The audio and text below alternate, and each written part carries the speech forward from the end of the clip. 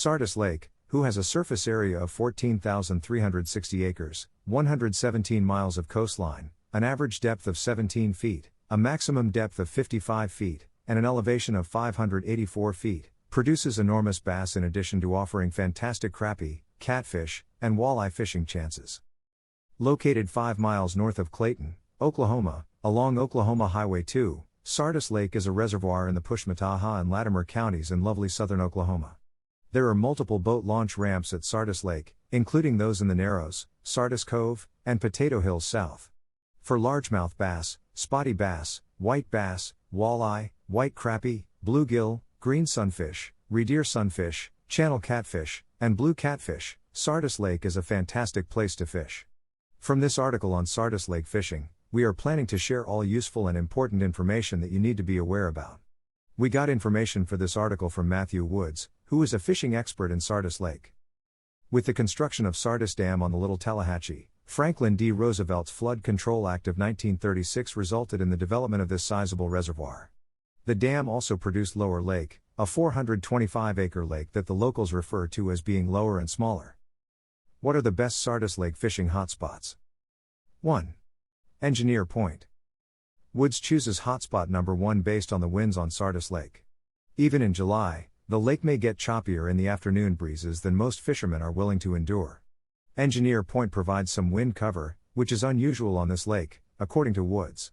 Additionally, it is the closest put into a number of my other fantastic places, saving you from having to sprint across the whole lake in choppy conditions. Greater than read, is traveling a hobby? The ultimate guide to an exciting way of life. Greater than learn about the downsides of traveling as a hobby. 2.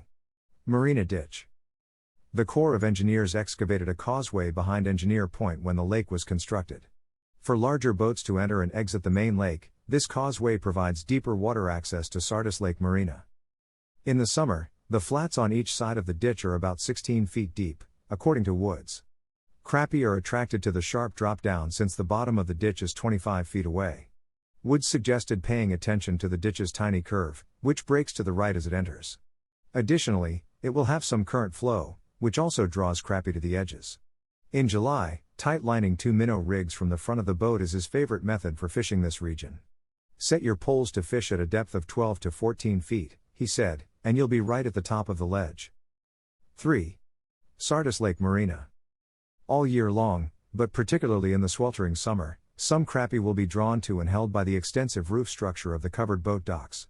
Under the docks, the water's depth will range from 16 to 24 feet. Using a single 10-foot pole, Woods jigs the shaded region by tossing jigs in the 1/16 to 1/8 ounce weight range into open slips and in between boats and dock arms. He said that midday offers the best fishing because the sun drives crappie deeper and closer to the docks in search of cover. He said that crappie tend to move about a lot beneath the docks. You'll find them beneath there someplace, and they'll typically be grouped together, so keep fishing even if you fish 6 slips without getting any bites. Hotspot number 3 is not known for producing large fish, but it does produce a lot of smaller fish. On Sardis, a fish must be at least 12 inches long, along with some keepers on occasion. 4. Rock Pit. On the opposite side of Engineer Point lies hotspot number 4. Engineer Point Recreation Area is protected from the wind by the shoal barrier island. A loaf of bread to your truck's hood and larger are among the boulders that make up the barrier. From the top of the cliffs, the granite ledges step down to 20 feet of water. Woods proposes tight line trolling or hand poling the drop-off. Instead of being concentrated in one place, crappie are often dispersed across the whole point. You can catch them at that depth anywhere on the point, according to Woods, once you know what depth they're holding at. They often will be on the rear side if the wind is blowing in off the lake. It's a good spot for an ambush. 5. Thompson Creek. The following 3 to 4 hotspots for Woods are runs for tight line trolling. His go-to lure is a double-hook minnow rig with at least a half-ounce weight at the bottom. Although Woods advises fishermen to feel free to roam throughout the zones, the precise GPS coordinates will be significant for the trolling run. Thompson Creek, the next significant tributary on the south bank of Sardis Lake near hotspot number 5, is an example. The guide acknowledges he doesn't merely troll the channel edge at the mouth of Thompson Stream, rather, he finds better success crossing the creek back and forth. The particular mark is the channel edge. Woods said, "Don't simply run the channel. Around the creek's mouth in early July, a lot of fish will be dispersed in search of cooler water. In fact, some fish never leave the mouth region, they stay around here for virtually the whole year. 6. Thompson Creek's terminus. This hotspot designates where woods will troll in the most southerly direction. While Thompson Creek meanders farther south, the water is often shallower than 10 feet and devoid of fish at this time of year. Woods does have a tendency to orient more toward the channel edge farther back.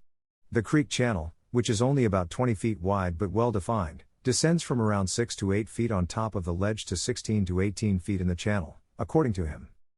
Woods clarified that although the branch streams were not cleared of trees when Sardis was built, the main lake in front of the dam was.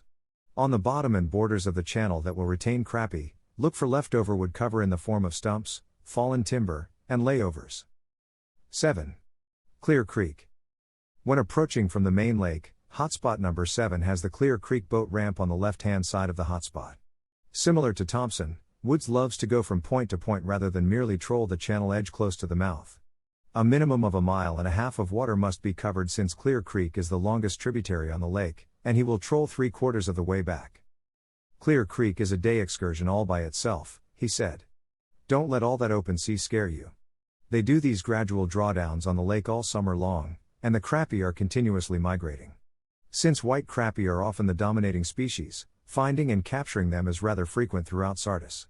When researchers were having problems locating a sample of black crappie after they had exhausted their allotment of white crappie tags in Sardis, Woods pointed them to Clear Creek. At times, Clear Creek seems to have an abundance of black crappies, according to Woods. Most people don't care, but Clear Creek is a solid bet if you're seeking specs. 8. Vacation INN. Trolling crankbaits is the most well-liked and successful crappie fishing technique on Lake Sardis in the month of July. Woods acknowledges that it may not always be his favorite, but he accepts it for what it is. Once again, this hotspot delineates a type of border. The edge of the standing timber, which is a no-land man's for crankbaiters, and Holiday Lodge, a well-known outfitter and launch point, are both just in front of it. Crankbaiters capture a ton of white crappie that hang just above the thermocline that will begin developing in June from this location all the way to the dam, he said. The pattern lacks a lot of logic or rhyme. The thermocline is where crappies are suspended, searching for baitfish to eat. 2 fishermen may troll 10 rods with 10 crankbaits following a search pattern in Sardis since there is a 5-rod limit per fisherman. The region often has water levels of 16 to 18 feet, and the closer you approach to the dam, the deeper the water becomes. Woods advises focusing on several streams, ditches, and channels that branch off the main river and may have drop-offs of 6 to 8 feet.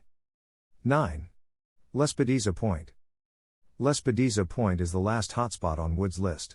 Crappie have access to shallow water out in the lake up on the point, thanks to the long, sloping point. In addition, a sandbar that extends from the north coast of the lake to the specified point to the east impacts the movement of baitfish and the current and attracts crappie. The water is 6 to 8 feet deep up on the point along the sandbar, while the deeper water off the buildings is around 26 feet deep. Slow trollers may be successful in this region, locating fish on the sporadic structure that covers both the point and the sandbar, according to Woods. In search of fish suspended in the water, crankbaiters will fish the drop's margins, skirting the sandbar and the point. The valley created between the two sites, which has a few abnormalities in the bottom, is one of the location's more appealing aspects, according to Woods. Final words. These are the most prominent Sardis Lake fishing hotspots. Keep these options in mind and plan your fishing tour accordingly. Then you can end up with gathering the best possible fishing experience in there.